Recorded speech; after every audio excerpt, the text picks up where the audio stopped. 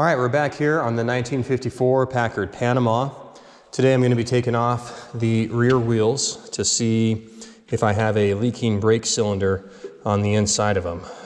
So show you how to take these things off, get the drum off, take a look inside. You need to get the wheel cover off here first. I like to use a screwdriver, and I like to use a little rag underneath it so I don't mess up my white walls.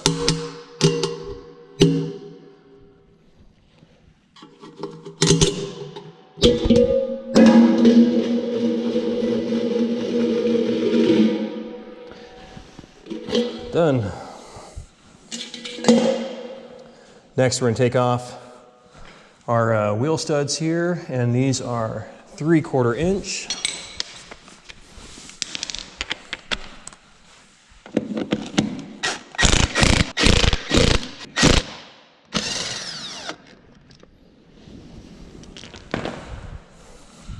And just lift that off. Now, if you have the fender skirts up here, sometimes that'll make it tough to get the wheel off. If you do have the skirts right over here, you're going to take off that bolt and then just drop the skirt out. All right, so now we got to get the drum off. First, we're going to take out this cotter pin.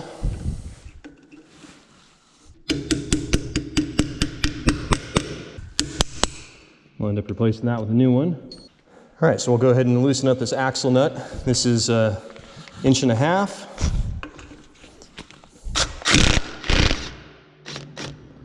So we're not going to take it all the way off, just enough to get it loose. Now these drums on the back of this car here, these are on a tapered axle. So we're going to have to get a drum puller to push against the axle shaft, pull the drum off. Now this is the type of drum puller that you're going to want to use. Something big, heavy, and at least 3 arms. If you got 5, it's even better, but at least something like this.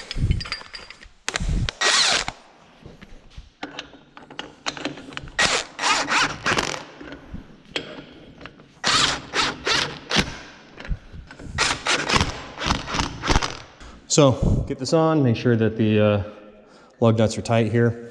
You're going to leave on the axle nut right here, so that way when this drum comes flying off, the axle nut stops it, keeps it from falling off the car. Just get that nice and tight. Now there's 2 ways to go about knocking this off. These things typically will come with a little dog bone, and you're going to hit against the dog bone. Never hit right here on the end of the axle shaft. In between the 2 axle shafts up in the differential, there is a little block, and if you hit on the end of the axle shaft, you're going to damage that block. So don't do that. Make sure that you're always hitting against it this way. Or if you got the right size, you can go ahead and just use the impact gun.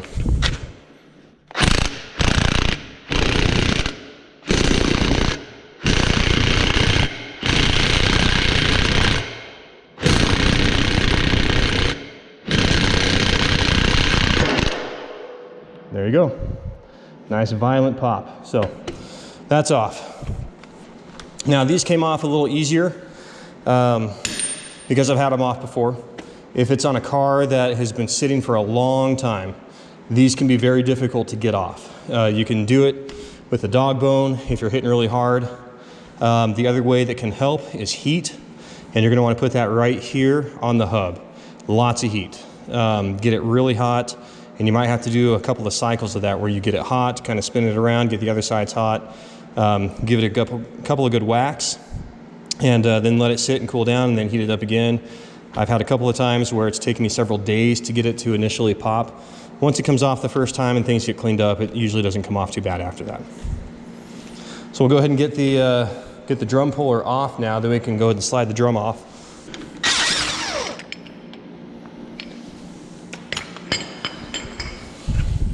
Go ahead and spin off the axle nut.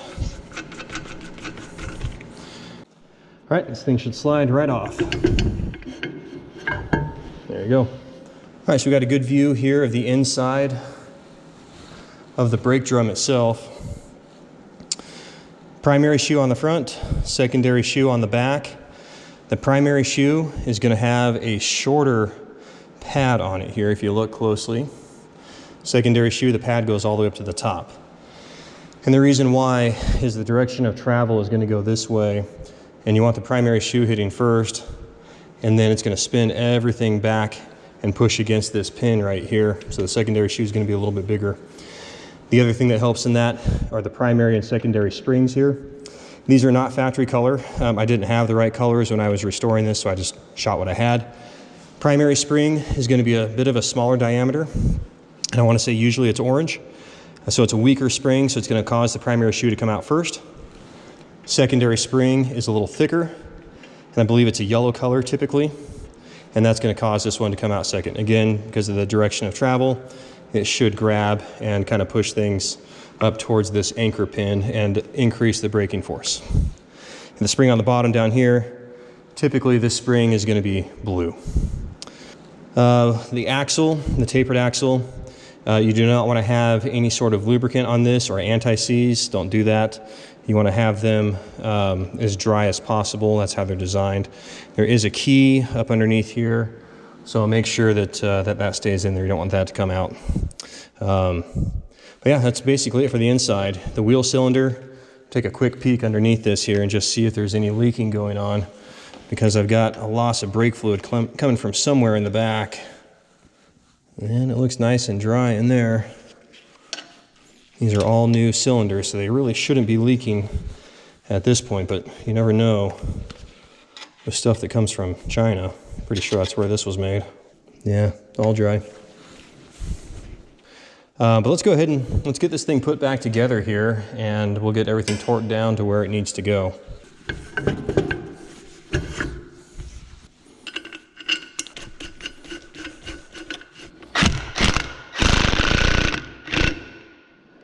All right, so we'll kind of snug it up a little bit right now.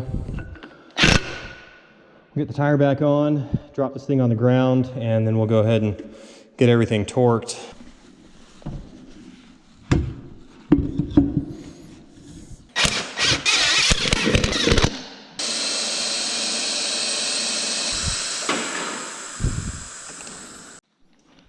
All right, torque specs are 85 to 95 on the bolts. I'm gonna go ahead and put these at 90 foot-pounds.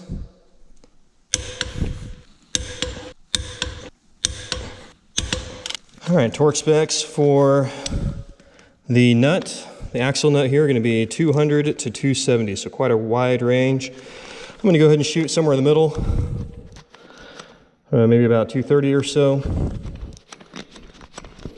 And some of it's going to depend on where the cotter pin lines up.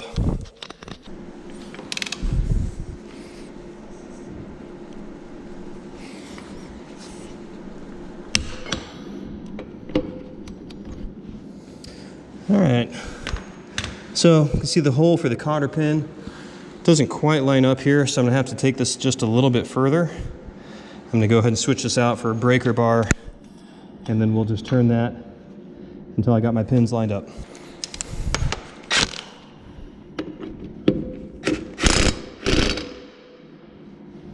There we go. A little easier with the gun. And let's try in a new cotter pin here. Let's see what I've got. All right, there we go. So now all we have to do is get the hubcap back on and bleed the brakes. It should be all set to go. So that's how you get the drums off the back, and make sure you're paying attention to those torque specs, especially on the tapered axles here. I'll put the torque specs down in the description, so that way you have a quick reference if you need them. All of these things can be found in the service manual for the 51 to 54 Packards, all at the back. If you're looking for a place to find that online, you can buy paper copies through the Packard Club, or you can download a PDF version from Packard Info. And I highly recommend that you sign up with that website if you're looking at working on Packards. Lots of helpful information and very helpful guys on there as well. So great place to start if you've never done this before.